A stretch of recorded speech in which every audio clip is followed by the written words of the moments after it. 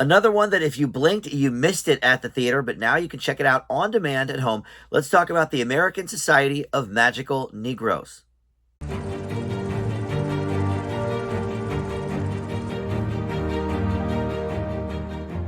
Hey guys, Dan here. This is Dan Reviews It. Welcome to my spoiler-free review for the new film, The American Society of Magical Negroes. This is available on demand now at home. It very, very quickly came and went at the theater. And this features, some names that you will know. David Allen Grier, certainly, from back in the In Living Color days, but also Justice Smith, who's been doing a lot of work lately. Detective Pikachu, and he's been in a lot of movies lately. But this one, look, I think I have some theories on why this one kind of came and went so quickly at the theaters. But we'll get into all of that soon. First, let me welcome you into Dan Reviews It.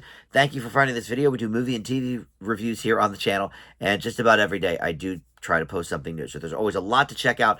And with that in mind, please consider subscribing, hit that like button, and comment below. All that stuff, of course, does help the channel out.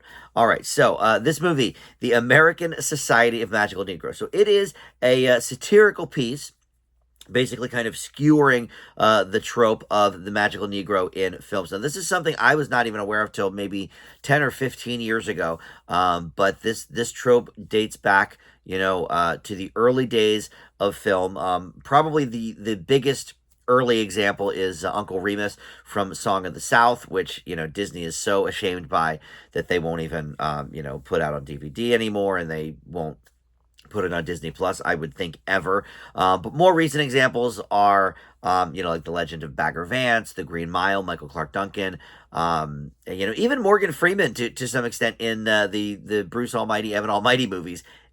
Kind of fits that trope. Essentially, it is a black character that is in the movie or TV show or book or whatever, solely to enhance the lives of the white characters.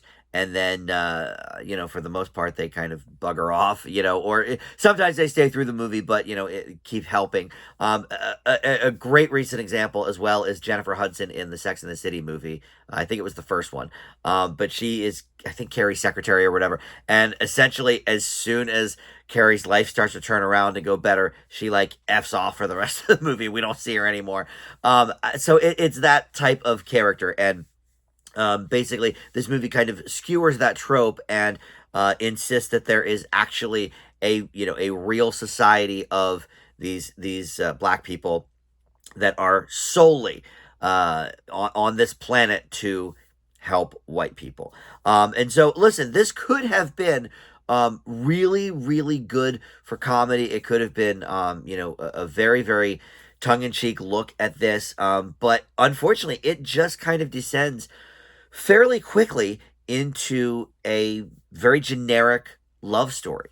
And it's unfortunate because I think it could have had some poignant things to say. And it sets up, you think it's going to set up the world pretty well in the beginning. And you have Nicole Byer as kind of like I forget what they call her, but like the head goddess or whatever of this, secret world, secret society, what have you.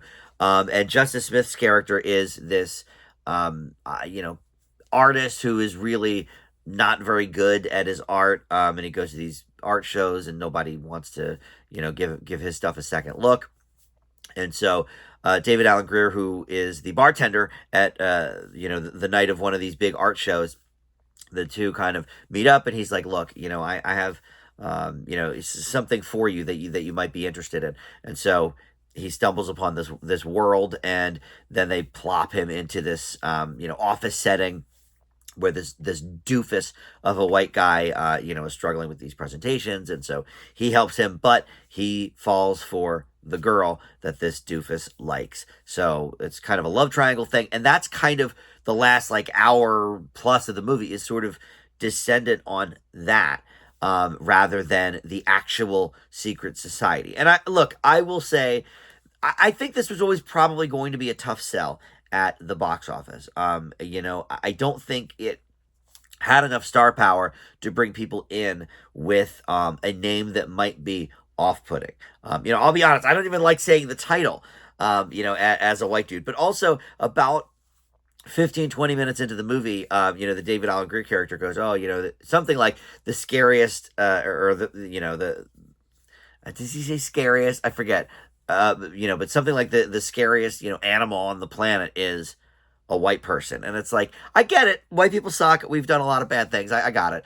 But I think that the opportunity here to engage in a conversation about, okay, where did this, magical Negro trope come from? It's been so pervasive for so many years. And it could have been more like that, like not necessarily a lecture of a movie, but just exploring that universe a little more, and specifically exploring the society of the magical Negroes. This whole sort of universe within the movie that just never really gets explored. So some missed opportunities here for sure. And because of that, I do grade it, less than positive. The acting's fine, but I just think they didn't take the themes nearly far enough.